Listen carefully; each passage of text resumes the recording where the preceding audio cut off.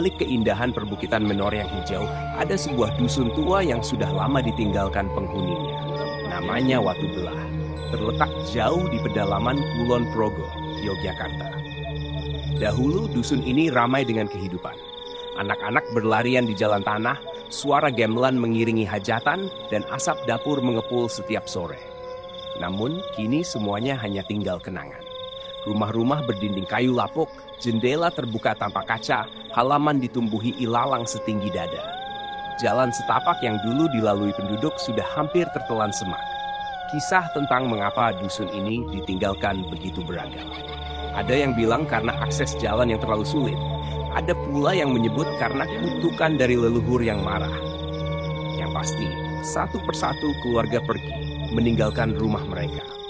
Hingga akhirnya, dusun itu benar-benar kosong.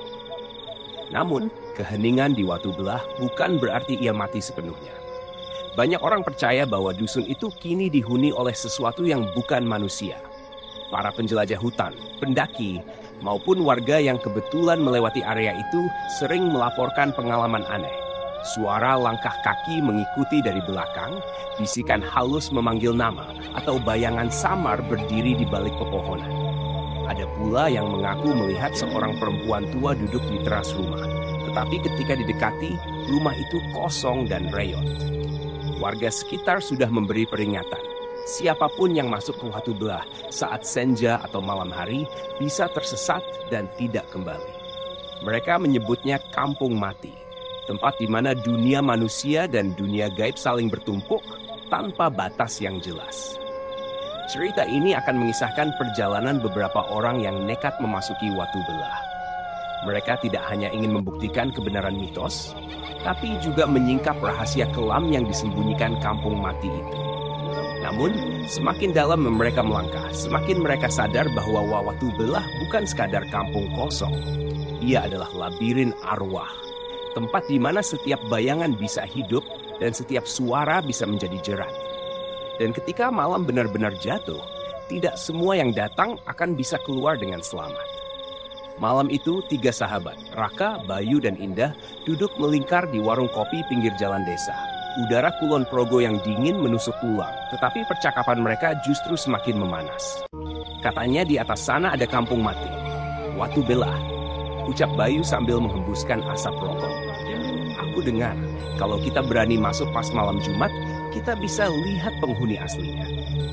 Raka terkekeh, mencoba menutupi rasa tidak enaknya. Penghuni asli maksudmu hantu? Aku nggak takut.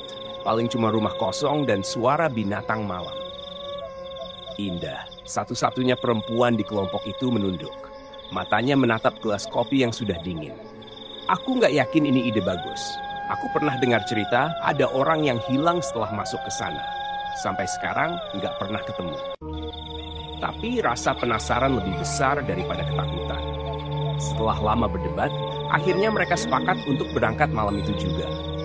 Dengan motor butut, mereka melaju menembus jalan berliku menuju perbukitan. Udara makin dingin, kabut tipis turun, dan jalan setapak yang mereka lalui semakin sempit. Setelah hampir 1 jam perjalanan, motor tak lagi bisa dipakai. Mereka terpaksa berjalan kaki. Senter di tangan Bayu menjadi satu-satunya cahaya yang menuntun langkah. Di kiri kanan hanya ada pepohonan tinggi menjulang. Rantingnya seperti tangan kurus yang hendak meraih mereka. Sepi banget, bisik Indah. Suaranya nyaris tenggelam oleh desir angin. Mereka tiba di sebuah gerbang bambu yang sudah miring. Separuhnya tertutup semak. Di atasnya tergantung papan kayu lapuk dengan tulisan samar, Dusun Watu Belah. Huruf-hurufnya hampir terhapus dimakan hujan dan waktu. Saat mereka melangkah melewati gerbang itu, hawa aneh langsung menyergap. Udara yang tadinya dingin berubah lebih menusuk, seakan menyimpan beban berat yang tak kasat mata. Di kejauhan, samar-samar terlihat rumah-rumah tua berdiri. Atapnya bolong, dindingnya retak, namun seolah masih mengawasi kedatangan tamu asing. Tiba-tiba, Raka menghentikan langkah. "Kalian dengar itu?" bisiknya. Semua terdiam. Dari arah dalam kampung terdengar samar suara gamelan, lirih, mengalun pelan, seperti datang dari pesta jauh. Padahal, kampung itu sudah puluhan tahun kosong. Indah meraih lengan Raka erat-erat. "Aku bilang dari awal, ini bukan ide bagus." Dan di saat itu juga, senter Bayu berkedip lalu padam, meninggalkan mereka dalam gelap yang pekat. Bayu memukul-mukul senter di tangannya, berharap cahaya kembali menyala. Namun sia-sia, hanya kegelapan yang menyelimuti mereka, pekat dan tebal seolah menelan seluruh dunia. Gila, baterainya baru aku ganti siang tadi, desis Bayu. Suaranya gemetar. Raka mencoba menenangkan diri. Ia mengeluarkan ponsel dan menyalakan lampu flash. Cahaya putihnya memantul di dinding bambu rumah terdekat, menyingkap bayangan pohon yang menjulur panjang di tanah. Tapi anehnya, cahaya itu seperti terhisap, tak sanggup menembus lebih jauh dari beberapa meter. "Cepat jalan, jangan lama-lama di sini," kata Raka.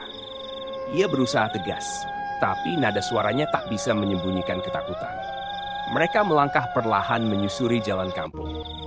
Tanah becek, dipenuhi dedaunan basah yang mengeluarkan bunyi krek tiap kali diinjak. Rumah-rumah tua berdiri di kanan kiri. Jendelanya menganga gelap seperti mata kosong yang menatap mereka. Indah tak bisa menahan diri untuk terus menoleh. Ia merasa ada sesuatu yang mengikuti dari belakang. "Kalian yakin kita cuma bertiga?" tanyanya dengan suara bergetar. Raka menoleh sambil menyorot lampu ponsel ke arah jalan yang barusan mereka lalui. Kosong. Hanya kabut yang berputar pelan menutupi jejak langkah mereka. Tapi entah kenapa, perasaan itu tak hilang. Tiba-tiba, suara gamelan kembali terdengar. Kali ini lebih jelas, seolah datang dari sebuah rumah di ujung jalan. Suara gong, kendang, dan buang berpadu mengalun pelan namun menusuk telinga. Yang membuat bulu kuduk berdiri, suara itu disertai tawa riuh seperti pesta hajatan sedang berlangsung. "Mana mungkin?" gumam Bayu. Matanya membelalak. Kampung ini sudah kosong puluhan tahun. Indah menutup telinga, tubuhnya gemetar hebat. "Aku nggak tahan, ayo pulang sekarang." Namun sebelum mereka sempat berbalik, lampu ponsel Raka bergetar lalu padam, sama seperti senter Bayu sebelumnya. Seketika kegelapan kembali merajai. Di tengah pekat itu sebuah bisikan terdengar tepat di telinga Indah. Lembut, dingin, namun penuh ancaman. "Kenapa kalian masuk ke sini?" Indah menjerit keras. Suaranya menggema panjang, lalu hilang di telan sunyi. Jeritan Indah membuat dua temannya kalang kabut. Raka buru-buru meraih tangannya, sementara Bayu menoleh ke sekeliling mencari sumber suara. Namun yang ada hanya pekat kegelapan dan kabut yang makin tebal. "Diam, jangan panik." Raka mencoba menenangkan, meski jantungnya berdentum kencang. "Kita keluar sekarang juga." Dengan terburu-buru, mereka berbalik arah, berjalan cepat menuju gerbang bambu tempat mereka masuk tadi. Cahaya bulan yang sempat menembus kabut, kini seolah redup nyaris hilang. Jalan setapak yang mereka lalui tadi terasa lebih panjang dari seharusnya. "Harusnya gerbang sudah kelihatan," gumam Bayu. Ia menyalakan kembali senter, dan entah bagaimana, cahaya menyala sebentar. Namun yang terlihat bukanlah gerbang, melainkan deretan rumah tua yang tidak pernah mereka lewati sebelumnya. Indah menutup mulutnya dengan tangan, matanya melebar. Ini bukan jalan yang sama. Raka berhenti. Napasnya tersengal, tubuhnya dingin oleh keringat. Ia tahu benar jalan masuk tadi lurus dan pendek. Tapi sekarang, kampung itu terasa tak berujung. Rumah demi rumah muncul bagai bayangan yang berulang. "Jangan-jangan kita diputer-puter," Bayu berbisik. Suaranya hampir tak terdengar. "Aku pernah dengar cerita orang hilang di hutan karena jin yang ngerjain." Seketika, dari sebuah rumah dengan pintu setengah terbuka, terdengar suara kursi bergeser, seperti ada seseorang sedang duduk. Bayu spontan menyorotkan senter ke arah pintu itu. Di dalam tampak sebuah ruangan kosong, lantai tanah penuh debu. Tapi di pojok ruangan ada bayangan gelap yang berdiri mematung. Tidak jelas wujudnya, hanya siluet hitam tinggi dengan bahu membungkuk. Saat sorot senter mengenai bayangan itu, terdengar suara nafas berat, dalam dan kasar. Senter Bayu bergetar di tangannya, cahaya bergoyang. "Kalian lihat itu?" tanyanya, setengah berharap dua sahabatnya menjawab tidak. Namun Indah sudah menitikkan air mata. "Aku bilang kita nggak seharusnya ke sini." Suaranya pecah, nyaris terisak. Raka menggenggam bahu mereka berdua, menarik mereka menjauh. "Jangan berhenti, kita harus cari jalan keluar, apapun yang terjadi." Mereka mulai berlari menyusuri jalan setapak. Namun semakin cepat mereka berlari, semakin asing pemandangan di sekitar. Rumah-rumah reyot berganti bentuk. Ada yang atapnya hilang, ada yang dindingnya terbakar. Bau hangus samar tercium, bercampur dengan aroma tanah basah. Dan di setiap langkah, suara gamelan itu terus mengikuti. Semakin keras, semakin dekat, seolah kampung mati itu sedang bersiap menyambut mereka. Langkah mereka terhenti ketika jalan yang mereka lalui tiba-tiba buntu. Di hadapan berdiri sebuah rumah besar, lebih megah dibanding rumah-rumah reyot sebelumnya. Atapnya menjulang tinggi, masih utuh meski dipenuhi lumut. Jendela-jendela terbuka lebar, menebarkan hawa dingin yang menusuk kulit. Dari dalam rumah itu, suara gamelan terdengar sangat jelas. Ada pula suara tawa, percakapan, dan nyanyian. Seolah-olah sebuah pesta sedang berlangsung. Padahal, rumah itu tampak gelap dari luar, tanpa cahaya satupun. Ini aneh banget, Bayu berbisik, menelan ludah.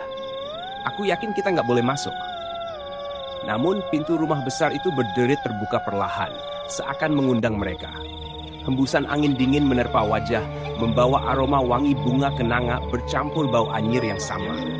Indah mundur selangkah, wajahnya pucat. Aku nggak mau ke dalam. Raka menatap pintu itu dengan rahang mengeras. Rasa takut dan penasaran bercampur jadi satu. Kalau ini jalan satu-satunya keluar, kita harus coba. Dengan langkah hati-hati, mereka bertiga memasuki rumah besar itu. Begitu melewati ambang pintu, pandangan mereka seakan berubah. Ruangan yang tadinya kosong dan berdebu, kini penuh cahaya lampu minyak. Tikar pandan terhampar. Meja panjang dipenuhi makanan, dan puluhan orang duduk rapi mengenakan pakaian adat Jawa. Wajah mereka tersenyum ramah, seakan menyambut tamu yang sudah lama ditunggu. Namun, ada sesuatu yang janggal. Wajah-wajah itu terlalu pucat, mata mereka terlalu hitam, dan ketika tertawa, giginya tampak tajam. "Selamat datang," suara seorang lelaki tua terdengar. Ia duduk di ujung meja, mengenakan belangkon dan beskap hitam. Matanya menatap tajam ke arah Raka, Bayu, dan Indah. "Sudah lama kami menunggu kalian." Indah mencengkeram lengan Raka erat-erat, tubuhnya gemetar hebat. "Kita harus keluar sekarang," bisiknya panik. Tapi saat mereka berbalik untuk kembali ke pintu, jalan keluar sudah lenyap. Yang ada hanyalah dinding bambu tua yang rapuh. Suara gamelan makin keras, tawa tamu pesta berubah menyeramkan, dan perlahan-lahan satu persatu tamu bangkit berdiri. Tubuh mereka kaku, kepala miring, dan mata kosong menatap ke arah 3 manusia yang terjebak di dalamnya. Suara gamelan yang tadinya terdengar indah kini berubah sumbang. Nada kendang bertalu cepat, gong bergema berat, seolah mengguncang isi dada. Para tamu pesta berdiri dengan gerakan kaku. Wajah mereka semakin aneh, pucat, mata hitam pekat. Beberapa bahkan tak memiliki wajah sama sekali. Hanya kulit rata dengan mulut tipis yang terus terkekeh. Indah menjerit lirih, menutup wajahnya dengan kedua tangan. Raka menariknya ke belakang. Sementara Bayu masih terpaku, matanya tak berkedip menatap pemandangan mengerikan itu. Lelaki tua di ujung meja, yang tampaknya pemimpin mereka, tersenyum lebar. Giginya panjang, tajam, dan hitam. "Kalian sudah datang, berarti kalian sudah terpilih." Raka menggertakkan giginya. "Terpilih untuk apa?" Suaranya gemetar, tapi ia mencoba melawan rasa takut. Lelaki tua itu tidak menjawab. Ia hanya mengangkat tangannya perlahan, dan seketika para tamu bergerak maju. Langkah mereka serempak, kaki menghentak lantai bambu hingga berderit keras. Aroma anyir makin menyengat, membuat perut terasa mual. Bayu akhirnya tersadar dari keterpakuannya.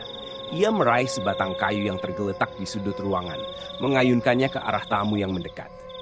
Kayu itu menembus tubuh mereka, tapi bukannya roboh, sosok-sosok itu justru tertawa serak, seolah mengejek. "Kita nggak bisa lawan mereka," desis Raka.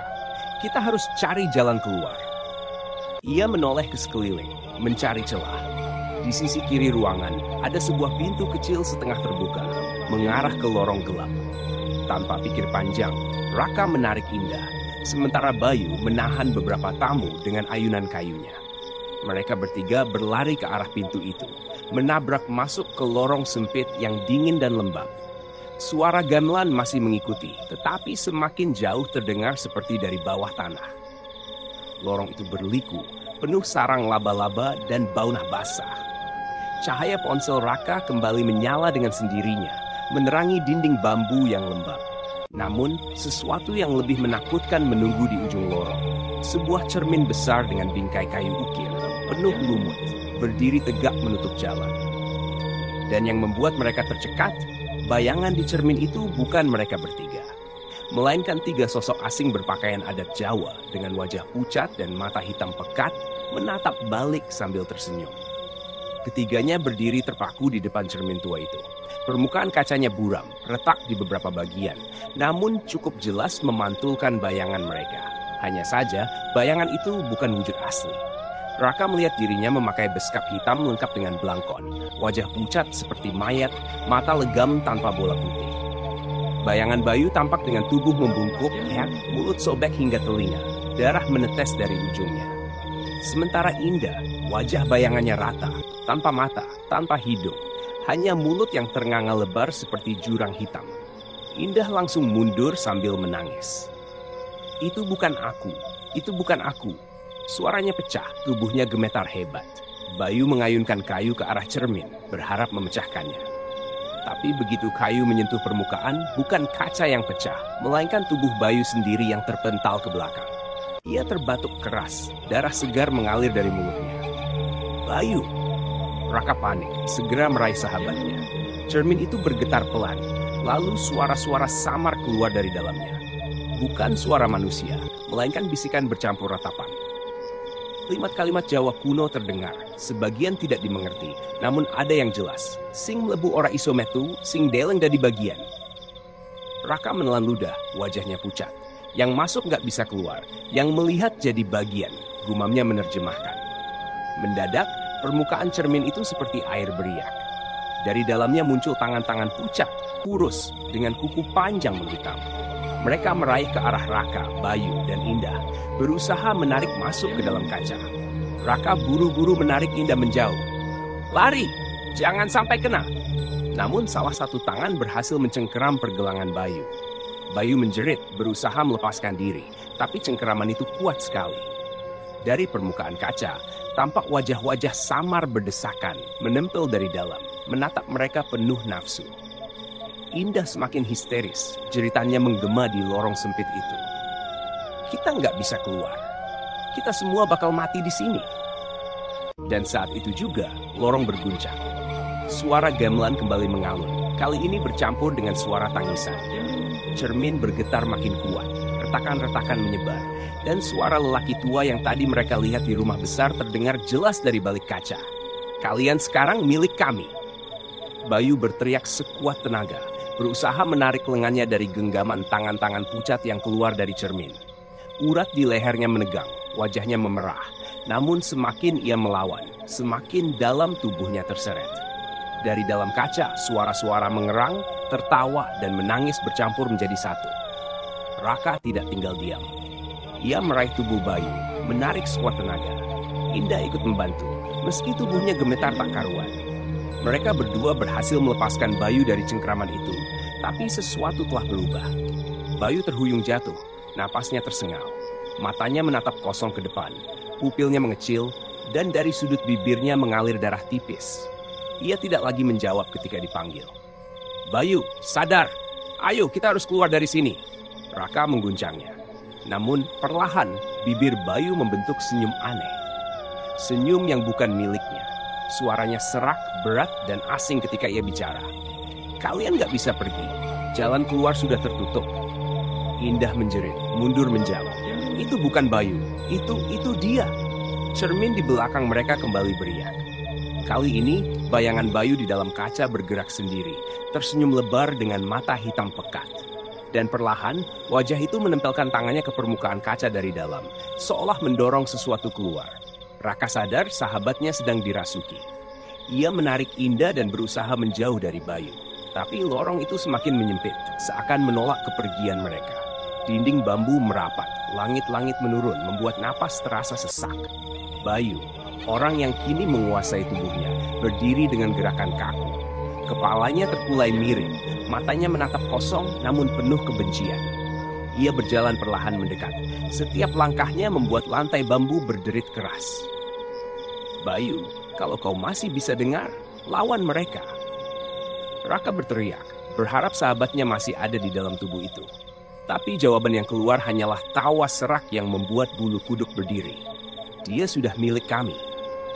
Indah berpegangan erat pada Raka, tubuhnya gemetar hebat. Raka, aku takut. Dan sebelum mereka sempat mundur lebih jauh, Bayu mengangkat kepalanya dengan gerakan patah-patah, lalu berlari ke arah mereka dengan kecepatan tak wajar, sambil menjerit panjang seperti suara dari dunia lain. Bayu melompat ke arah mereka dengan jeritan panjang yang memecah lorong sempit. Raka refleks mendorong Indah ke samping, membuat mereka berdua terhempas ke dinding bambu. Tubuh Bayu menghantam tanah keras, tapi ia langsung bangkit lagi dengan gerakan kaku seperti boneka yang ditarik paksa. Matanya kini sepenuhnya hitam, pupil dan bola mata lenyap.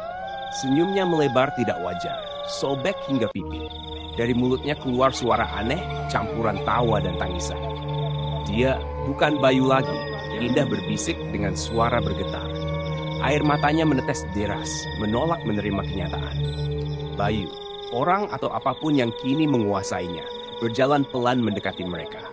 Setiap langkah membuat lantai bambu mengeluarkan bunyi retak, seolah tak sanggup menahan beban kegelapan yang ia bawa. Raka berdiri menghadang, mencoba menutupi Indah. Kalau kau memang masih ada di sana, Bayu, dengar aku, teriak Raka dengan putus asa. Kita datang ke sini bersama, dan aku nggak akan ninggalinmu. Sesaat, tubuh Bayu terhenti. Senyumnya melemah, matanya bergetar seolah ada perlawanan. Dari tenggorokannya keluar suara parau yang lirih. Raka! Namun detik berikutnya, wajah itu berubah kembali ke ekspresi mengerikan. Dengan gerakan cepat, Bayu meraih leher Raka, mendorongnya ke dinding bambu. Nafas Raka tercekat, wajahnya memerah. Indah menjerit, memukul-mukul punggung Bayu, tapi tangannya seperti memukul batu, tak memberi pengaruh. Di saat kritis itu, lorong kembali bergetar. Dari balik cermin yang tadi mereka tinggalkan, terdengar suara gamelan berdentum keras, disertai nyanyian lirih dalam bahasa Jawa kuno. Getaran itu membuat Bayu semakin kuat, cengkeramannya makin mencekik. Raka hampir kehilangan kesadaran. Pandangannya mulai buram, telinga berdenging. Tapi di tengah kegelapan yang mulai menutupinya, ia melihat sesuatu di lantai. Sebilah keris berkarat, separuh tertimbun tanah lembab. Dengan sisa tenaga, Raka meraih keris itu dan menusukkannya ke lengan Bayu. Jeritan melengking pecah, bukan hanya suara Bayu, tapi seperti ratusan suara bercampur jadi satu. Tubuh Bayu terlempar ke belakang, menghantam dinding lorong. Raka terjatuh, terengah-engah sambil memegang lehernya yang hampir patah. Indah segera mendekat, wajahnya penuh ketakutan. Kita harus keluar sebelum dia bangkit lagi. Namun sebelum mereka sempat bergerak, dari kegelapan lorong terdengar langkah kaki, banyak, sangat banyak, mendekat ke arah mereka. Langkah kaki itu semakin jelas. Bukan hanya satu atau dua, tapi puluhan, bahkan ratusan. Suara sandal gesek dengan tanah bercampur dengan derit bambu, membuat lorong seakan berdenyut hidup. Raka dan Indah saling berpandangan, napas mereka tersengal. Indah memeluk lengan Raka erat-erat, tubuhnya gemetar. Ra, itu suara apa? Raka menelan ludah, berusaha menenangkan dirinya meski wajahnya pucat pasi. Bukan apa, tapi siapa? Dari ujung lorong, kabut tipis merayap. Di dalam kabut itu, perlahan tampak sosok samar. Puluhan orang berpakaian adat Jawa, sebagian memakai kain jarik, sebagian lagi beskap hitam dengan wajah pucat dan kosong. Mata mereka bolong, hanya rongga gelap. Mulut mereka bergerak, melantunkan kidung pelan seperti nyanyian kematian. Indah menutup mulutnya, menahan teriakan. Tubuhnya lemas, lututnya hampir tak sanggup menopang. Mereka semua arwah. Raka menggenggam keris berkarat yang baru saja ia temukan. Meski tangannya gemetar, ia tahu itu satu-satunya senjata yang bisa mereka andalkan. Ia berdiri di depan Indah, bersiap menghadapi apapun yang datang. Sosok-sosok itu semakin mendekat, berjalan pelan tapi pasti, seperti arak-arakan jenazah yang tak akan berhenti sampai mangsanya ikut serta. Dan di antara mereka, Raka melihat sesuatu yang membuat darahnya membeku. Bayu berdiri di barisan paling depan. Tubuh Bayu kaku, matanya tetap hitam legam, namun wajahnya kini lebih pucat, bibirnya menghitam. Ia melangkah bersama arwah lain, seolah sudah menjadi bagian dari mereka. Bayu. Raka berbisik lirih, suaranya pecah. Indah memeluk Raka dari belakang, suaranya tersengal karena tangis. Kita nggak bisa lawan mereka semua. Kita harus lari, Ra. Tapi saat mereka mencoba mundur, lorong bambu di belakang tiba-tiba menutup rapat, berubah jadi dinding gelap tanpa celah. Jalan keluar sudah lenyap. Arwah-arwah itu semakin dekat. Suara gamelan kembali mengalun. Kali ini lebih keras, bercampur dengan suara gong yang menggetarkan dada. Suara nyanyian mereka berubah menjadi ratapan pilu. Tapi di telinga Raka dan Indah terdengar seperti panggilan untuk mati. Bayu mengangkat tangannya perlahan, menunjuk ke arah Raka dan Indah. Suara asing keluar dari mulutnya. Giliran kalian sekarang. Dan arak-arakan itu mulai berlari ke arah mereka. Arwah-arwah itu berlari dengan langkah aneh. Kaki mereka hampir tak menyentuh tanah, seolah melayang di atas lantai bambu. Suara ratapan mereka berubah menjadi teriakan nyaring, membuat Indah berteriak panik dan menutup telinganya. Raka mengangkat keris berkarat, matanya penuh putus asa. Indah, jangan lepaskan tanganku. Apapun yang terjadi, kita harus bersama. Indah mengangguk sambil menangis. Ia menggenggam erat tangan Raka. Jantungnya berdegup tak terkendali. Gelombang pertama arwah menghantam mereka. Sosok-sosok pucat itu meraih dengan tangan panjang. Kuku hitam menggores udara. Raka mengayunkan keris. Aneh, setiap kali keris itu mengenai tubuh mereka, arwah tersebut menjerit. Lalu tubuhnya lenyap jadi asap hitam. Namun jumlah mereka terlalu banyak. Untuk setiap satu yang lenyap, 10 lainnya datang. Raka mulai kelelahan.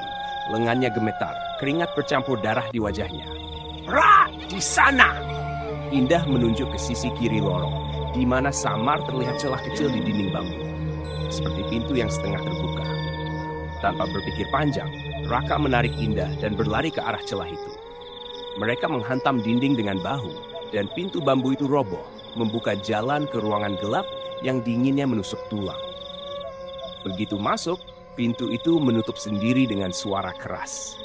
Suara arwah-arwah di luar terdengar semakin jauh, meski langkah kaki mereka masih bergema samar. Raka dan Indah terengah-engah di dalam kegelapan.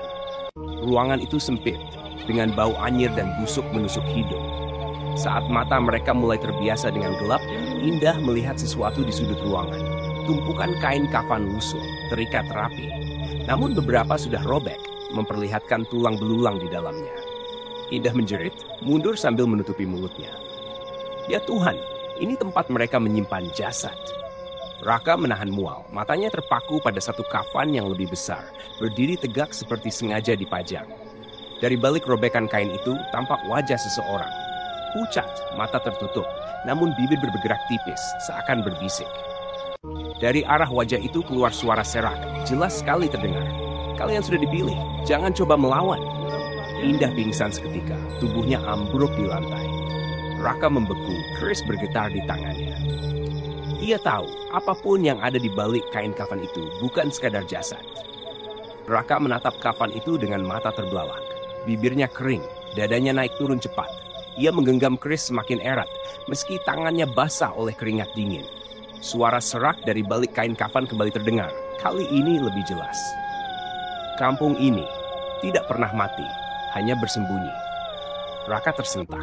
Suara itu terdengar berat, seperti bercampur dengan gema puluhan suara lain.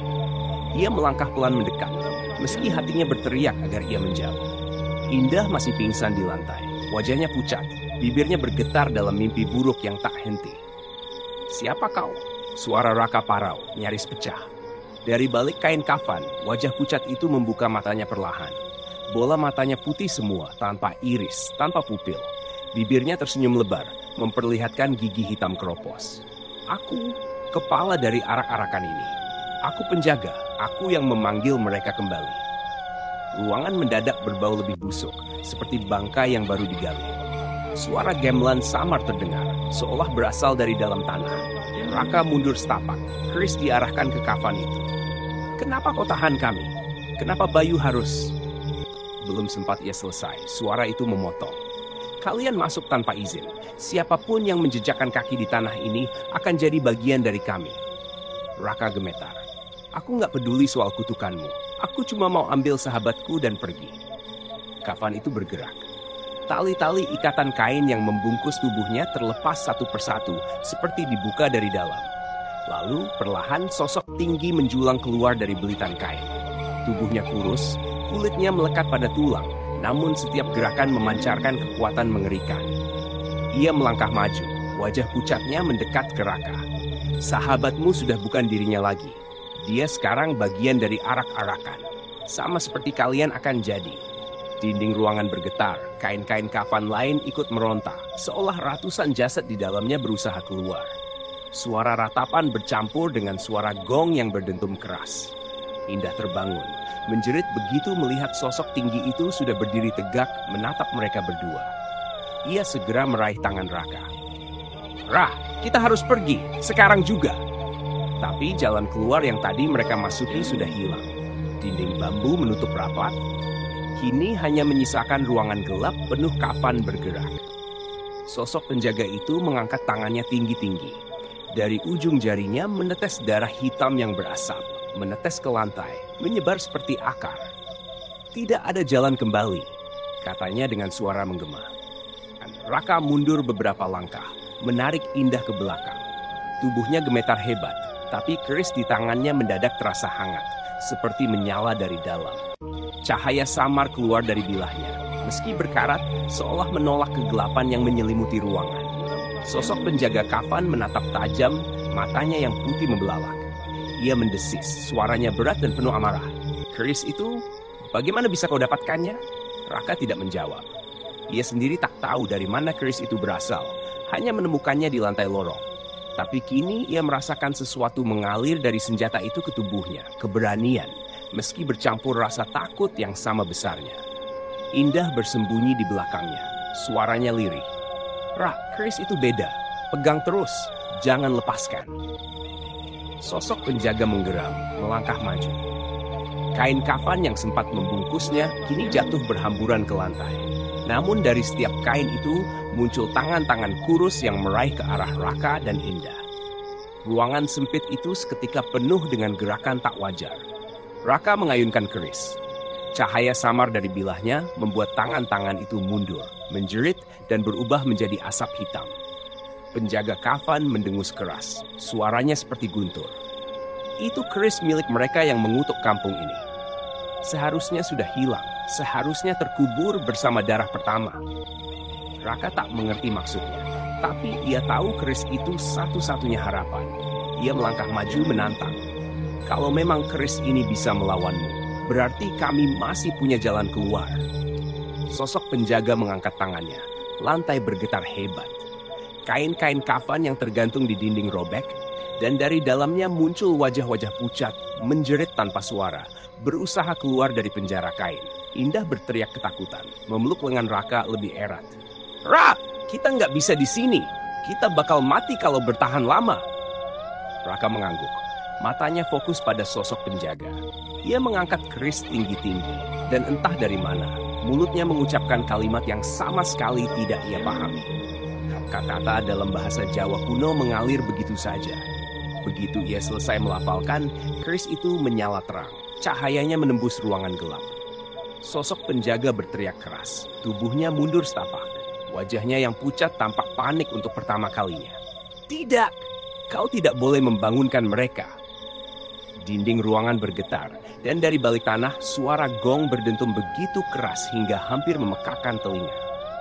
Dan cahaya dari keris semakin terang, berdenyut seperti jantung yang berdetak.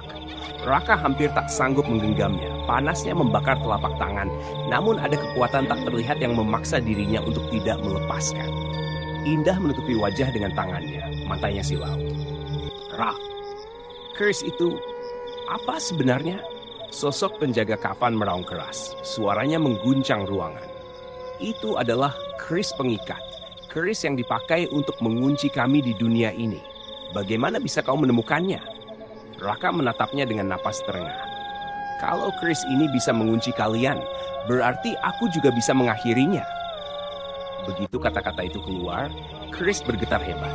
Cahaya dari bilahnya menyebar ke seluruh ruangan, menembus kain-kain kafan yang bergelantungan. Dan di balik cahaya itu, Raka dan Indah mulai melihat bayangan masa lalu. Mereka melihat desa yang dulu ramai, penuh suara tawa anak-anak dan musik gamelan. Namun tiba-tiba suasana berubah. Sekelompok orang bersenjata datang menyerbu, membantai warga tanpa ampun. Darah mengalir di jalanan, jeritan menggema di langit malam. Di tengah kekacauan itu, seorang dukun tua menancapkan keris yang sama ke tanah sambil melantunkan mantra. Tanah bergetar, kabut pekat turun, dan seluruh kampung ditelan dalam kegelapan, hilang dari peta dunia. Indah menutup mulutnya, terisak. Ya Tuhan, jadi kampung ini sengaja dikurung? Raka mengangguk, matanya masih terpaku pada penglihatan itu. Bukan mati, tapi dikutuk, agar arwahnya terperangkap selamanya. Sosok penjaga kafan tertawa serak, meski tubuhnya mulai berasap terbakar cahaya keris. Benar. Dan sekarang kau membuka kembali segel itu. Kalian akan jadi tumbal berikutnya. Dengan gerakan cepat, ia melompat ke arah Raka. Tubuhnya yang tinggi dan kurus melesat seperti bayangan panjang. Kuku hitamnya terulur hendak meraih kepala Raka. Raka berteriak dan menancapkan keris ke tanah.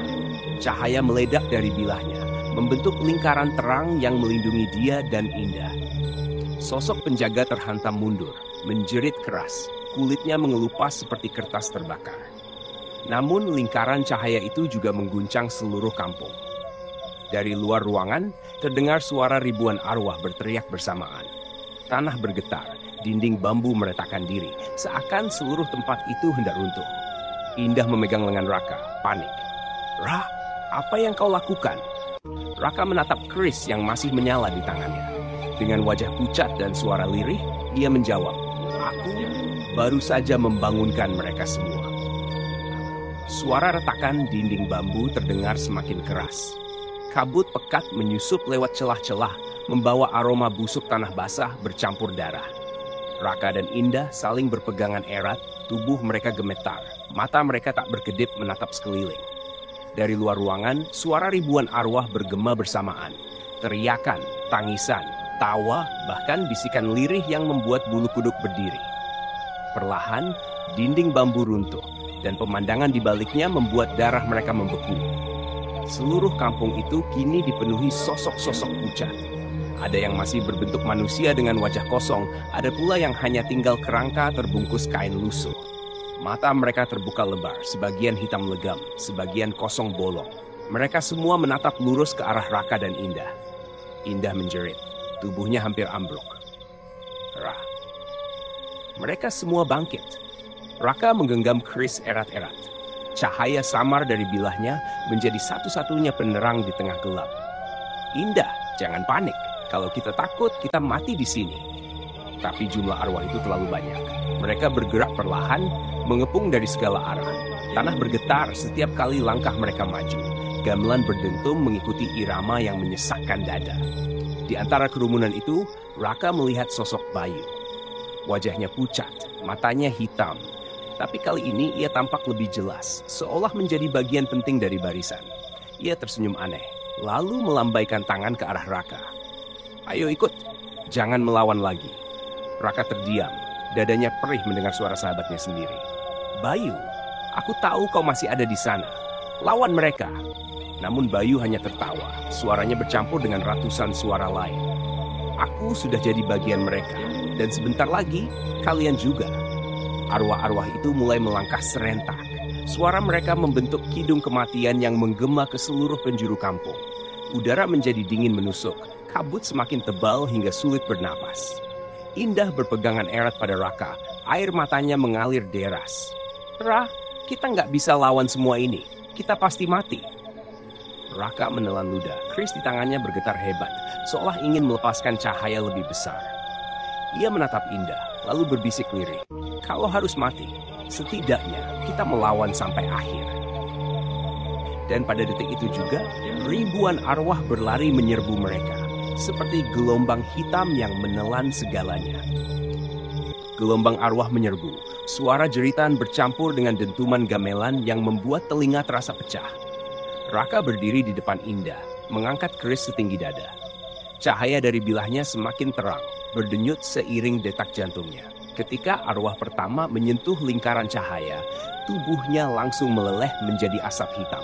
Jeritannya menggema ke seluruh lorong. Tapi jumlah mereka tidak berkurang. Setiap arwah yang hancur, puluhan lainnya datang menggantikan, seolah tak ada habisnya. Indah berpegangan pada bahu Raka, wajahnya penuh air mata. Ra, mereka terlalu banyak, kita nggak akan bisa menahan semuanya. Raka terengah, lengannya gemetar. Aku nggak akan menyerah. Kalau Chris ini memang bisa mengakhiri kutukan mereka, aku harus mencobanya. Tiba-tiba Chris itu bergetar hebat, hampir terlepas dari genggamannya. Dari bilah berkarat itu keluar cahaya merah darah bercampur putih, lalu suara samar terdengar di telinga Raka. Suara seorang lelaki tua, lirih namun tegas. Tancapkan ke jantung tanah, segel harus ditutup kembali. Raka tersentak. Ia menatap tanah yang bergetar, retakannya menganga, mengeluarkan kabut hitam pekat. Dari celah itu terdengar suara tangisan anak-anak, ratapan perempuan, bahkan lolongan anjing. Sosok Bayu muncul di antara arwah, kali ini lebih dekat, wajahnya tampak jelas. Ia menatap Raka dengan senyum lebar, lalu bersuara parau. Kalau kau menutup segel itu, aku akan lenyap bersama mereka. Kau rela kehilangan aku, Ra? Raka terdiam, dadanya sesak. Sahabat yang tumbuh bersamanya, yang selalu ada di sisinya, kini berdiri sebagai musuh. Ia menunduk, menahan air mata. Indah mengguncang lengannya, suaranya putus asa. Raka, kalau kau ragu, kita semua mati. Bayu sudah nggak ada, yang ada cuma arwah yang merasuki tubuhnya. Arwah semakin dekat, tangan-tangan pucat meraih, hampir menyentuh wajah mereka. Raka menutup mata sejenak, menarik napas panjang. Ketika ia membuka mata, tekadnya sudah bulat. Dengan teriakan penuh amarah sekaligus kesedihan, Raka mengangkat keris tinggi-tinggi, lalu menancapkannya ke tanah tepat di tengah retakan. Ledakan cahaya putih bercampur merah menyelimuti seluruh kampung. Suara arwah menjerit bersamaan, seperti ribuan suara dilepaskan sekaligus. Tanah bergetar hebat, dinding bambu runtuh, kabut tersedot masuk ke dalam celah yang semakin melebar. Sosok Bayu menatap Raka terakhir kalinya, senyum tipis menghiasi wajahnya. Lalu tubuhnya terhisap ke dalam kegelapan. Lenyap tanpa jejak. Indah berteriak, memeluk Raka erat-erat ketika cahaya itu semakin menyilaukan, menelan mereka berdua. Cahaya menyilaukan menelan segalanya. Raka memejamkan mata erat, tubuhnya serasa tercerabut dari tanah, melayang di udara. Indah menjerit sambil berpegangan pada lengannya, takut terlepas dari satu-satunya pegangan di dunia itu. Suara gamelan berhenti mendadak, digantikan hening pekat. Hanya suara angin yang berputar mengisi ruang kosong. Jeritan ribuan arwah lenyap seketika, seakan mereka ditarik kembali ke dalam perut bumi. Ketika cahaya perlahan mereda, Raka membuka mata. Ia dan Indah berdiri di tengah lapangan kosong. Tidak ada lagi dinding bambu, tidak ada kabut, tidak ada wajah pucat yang menatap. Kampung itu hilang. Namun tanah di sekitar mereka penuh retakan, seperti baru saja dilanda gempa. Pohon-pohon kering patah, rumah-rumah reyot yang sebelumnya ada sudah lenyap. Hanya tersisa tanah lapang dengan batu-batu berserakan. Indah memeluk Raka erat, tubuhnya gemetar hebat. Ra, kita selamat? Raka terengah, matanya masih menatap kosong. Entahlah, tapi kampung itu sepertinya sudah tertutup lagi. Di tangannya, keris yang tadi bersinar terang kini kembali berkarat, dingin, dan kusam. Seolah energi yang tadi ia keluarkan telah habis. Raka menjatuhkannya ke tanah, lelah menyelimuti seluruh tubuhnya. Mereka duduk di tanah, berusaha mengatur napas. Namun saat itulah Raka mendengar sesuatu. Samar, sangat samar. Suara gamelan masih terdengar jauh di dalam tanah. Ia menoleh pada Indah, yang juga tampak mendengar hal yang sama. Ra, kau dengar? Wajah Indah pucat pasi. Raka mengangguk pelan. Ya, mereka masih ada. Hanya terkunci kembali. Hening sejenak, lalu angin dingin bertiup melewati mereka. Dari arah lapangan, samar-samar Raka melihat sosok Bayu. Ia berdiri di kejauhan, wajahnya tenang kali ini. Tanpa senyum aneh, tanpa mata hitam. Ia hanya menatap Raka dengan sorot mata sayu, lalu perlahan memudar bersama kabut tipis. Raka menunduk, air mata jatuh tanpa bisa ditahan. Maaf, Yu, aku nggak bisa menyelamatkanmu. Indah menggenggam tangannya erat. Kau sudah lakukan yang terbaik. Kalau kau nggak segel kembali, kita semua mati di sana. Matahari mulai muncul dari balik kabut. Sinarnya menembus pepohonan kering. Tapi bagi Raka, sinar itu tak membawa kelegaan. Ia tahu meski segel sudah ditutup, kampung mati itu masih ada, bernafas di bawah tanah, menunggu saatnya terbuka kembali. Hari sudah benar-benar pagi ketika Raka dan Indah berhasil menemukan jalan keluar dari hutan. Cahaya matahari menembus celah dedaunan, tapi bagi mereka berdua, sinar itu terasa dingin, seperti tidak memberi kehangatan sama sekali. Keduanya berjalan tertatih melewati jalan setapak penuh semak, baju kompang camping, wajah pucat pasi. Beberapa warga desa sekitar yang kebetulan mencari kayu bakar menemukan mereka. Dengan wajah heran bercampur takut, para warga langsung menolong, memberi air, lalu bertanya, "Kalian dari mana? Kenapa bisa sampai di hutan wingit itu?" Raka tidak menjawab. Ia hanya menatap kosong ke tanah, sementara Indah menangis tanpa suara. Hanya satu kata yang keluar dari bibirnya, "Kampung." Malam itu, mereka dibawa ke rumah kepala dusun. Diberi makan, diberi pakaian bersih. Tapi bahkan saat tubuh mereka beristirahat, jiwa mereka tetap gelisah. Indah terbangun di tengah malam, mendengar suara gamelan samar. Ia segera melihat sekeliling, tapi tak ada seorang pun. Lampu minyak di kamar bergetar, cahayanya redup. Indah menutup telinganya, namun suara itu semakin jelas. Sementara itu, Raka tidak bisa tidur. Bayangan wajah Bayu terus muncul setiap kali ia memejamkan mata. Kadang Bayu tersenyum, kadang wajahnya pucat dengan mata hitam kosong. Suara Bayu bergema di kepalanya. Sebentar lagi, waktunya akan datang lagi. Keesokan paginya, warga desa mulai heboh. Mereka mendapati tanah di tepi hutan penuh retakan aneh. Dari beberapa retakan itu, keluar bau busuk yang menusuk hidung, seperti bangkai membusuk yang sudah lama terkubur. Seorang kakek tua, dukun desa, mendatangi Raka. Matanya tajam menatap, seolah tahu segalanya. "Kalian sudah masuk ke sana, ya? Kampung yang tak boleh disebut namanya." Raka terdiam, lalu mengangguk lemah. Aku menutup segelnya kembali." Tapi kakek itu menarik napas panjang, wajahnya penuh muram. Tapi segel itu hanya bisa bertahan sementara. Sekali terbuka, ia akan selalu berusaha terbuka lagi. Arwah di sana takkan pernah benar-benar tenang. Indah menatap Raka dengan ketakutan baru. "Berarti semua itu bisa kembali lagi?" Kakek itu hanya menunduk, lalu berbisik lirih, hampir seperti doa. "Yang kalian alami hanyalah permulaan." Angin dingin berhembus masuk lewat celah dinding rumah. Suara gamelan samar kembali terdengar. Kali ini tidak hanya oleh Indah atau Raka, tapi juga oleh warga lain yang hadir. Wajah mereka pucat seketika. Dan semua sadar, kutukan itu belum selesai. Hari-hari berikutnya, desa di tepi hutan itu tidak lagi sama. Malam-malam jadi semakin aneh. Suara gamelan yang tadinya hanya samar kini terdengar jelas, seolah ada pesta besar di tengah hutan. Warga yang penasaran mencoba mendekat, tapi selalu kembali dalam keadaan bingung, mata kosong, dan tidak ingat apa-apa. Indah tidak bisa tidur. Setiap kali ia memejamkan mata, ia merasa ada bayangan berdiri di sudut kamar. Bayangan itu tidak pernah bergerak, hanya menatapnya dalam diam. Saat ia menyalakan lampu minyak, bayangan itu menghilang, namun udara kamar tetap dingin menusuk tulang. Sementara itu, Raka mulai sering mendengar suara Bayu. Bukan di mimpi, melainkan di telinga, seolah Bayu berdiri tepat di sampingnya. Suaranya lirih tapi jelas. "Rah, aku di sini. Jangan lupakan aku. Aku belum pergi." Raka berusaha menutup telinga, tapi suara itu tetap menembus.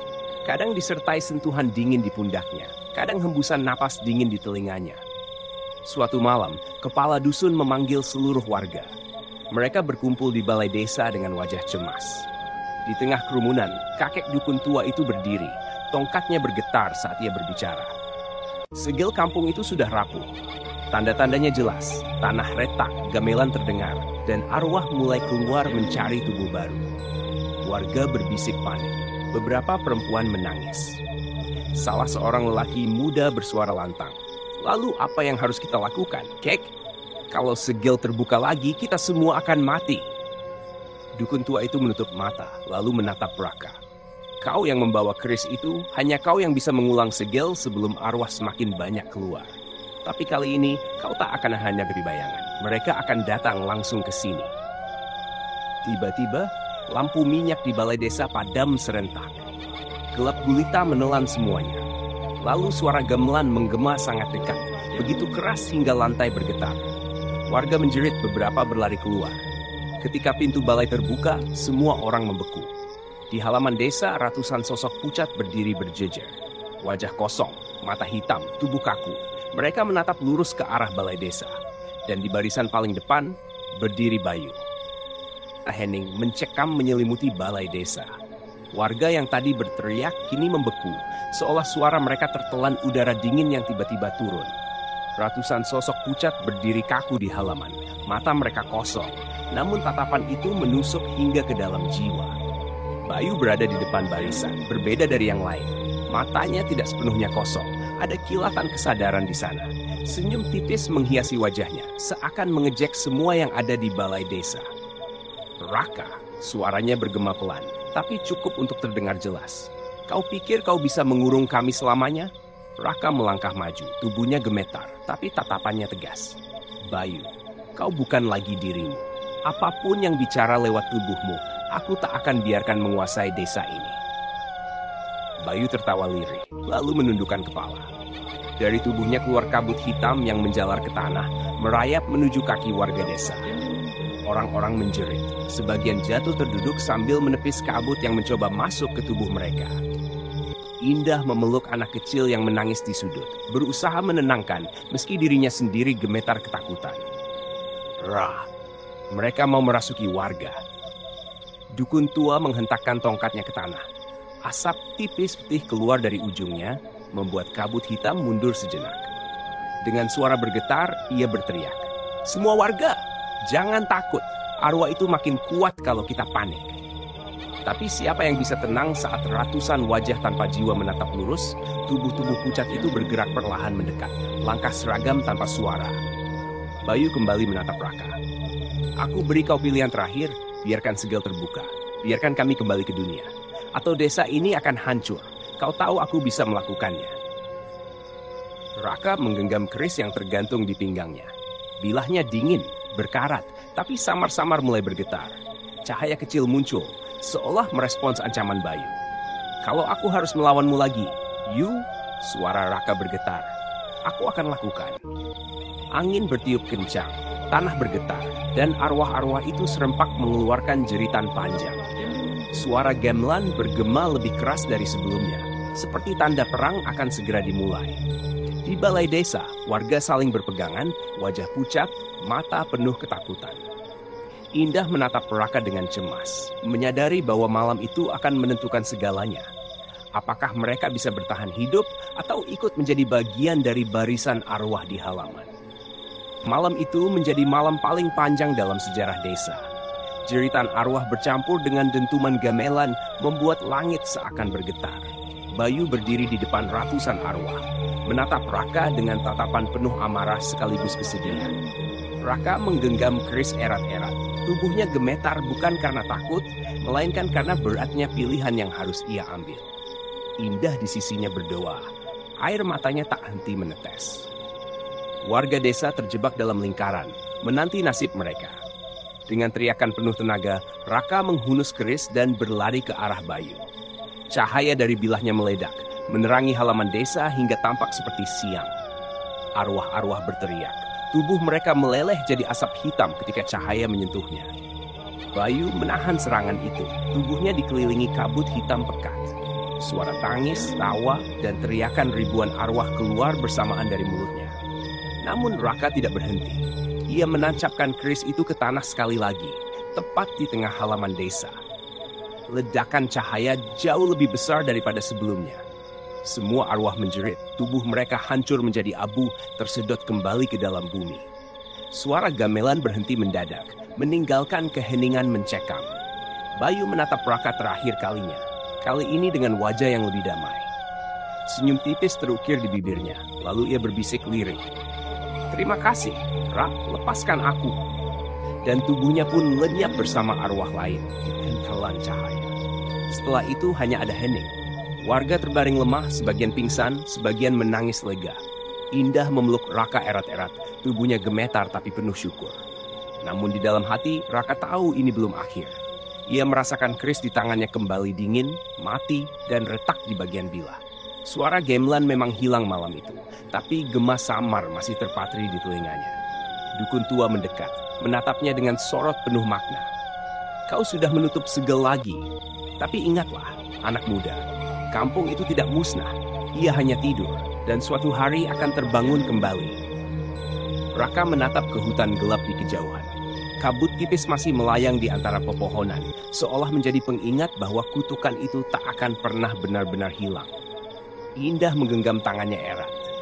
Kalau saat itu datang lagi, Ra, apa kau siap? Raka tidak menjawab.